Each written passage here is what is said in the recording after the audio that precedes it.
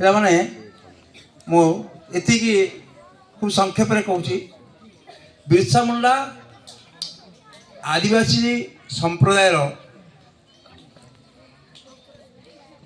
ଜଣେ ଯୁବକ ଥିଲେ, ଯେ କହୁଥିଲେ ଆଦିବାସୀ ସମ୍ପ୍ରଦାୟର ସଂସ୍କୃତି ମହାନ।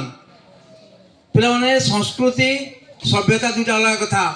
ନବମ ଦଶମ ପିଲା ବୁଝିପାରୁଥିବ, ଛୋଟ ପିଲାମାନେ ପାଟି କର ନାହିଁ।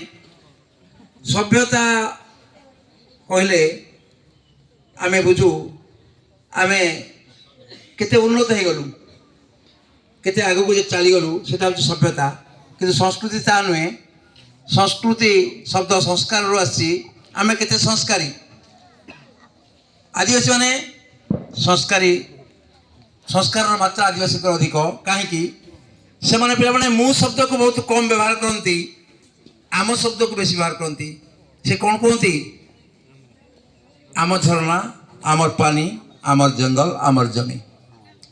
କିନ୍ତୁ ଯେଉଁମାନେ ବହୁତ ସଭ୍ୟ ବୋଲି ବର୍ତ୍ତମାନ ସମାଜରେ ଦାବି କରୁଛନ୍ତି, ଆମର ଏଇ ଉପକୂଳବର୍ତ୍ତୀ ଓଡ଼ିଶାର ଲୋକମାନେ ବା ସହରରେ ହେଉଥିବା ବଡ଼ ବଡ଼ ସହରରେ ରହୁଥିବା ଲୋକମାନେ, ଯେଉଁମାନେ ସଭ୍ୟତାର ବହୁ ଶିଖରରେ ପହଞ୍ଚିଥିବେ ବୋଲି ଦାବି କରନ୍ତି, ସେମାନେ କୁହନ୍ତି ମୋର ଗାଡ଼ି, ମୋ ଟଙ୍କା, ମୋ ବ୍ୟାଙ୍କ ବାଲାନ୍ସ, ମୋ କୋଠା, ମୋର ବ୍ୟାଙ୍କରେ କେତେ ଟଙ୍କା ରହିଲା, ସେଇଟା ହେଉଛି ମୋର ପରିଚୟ।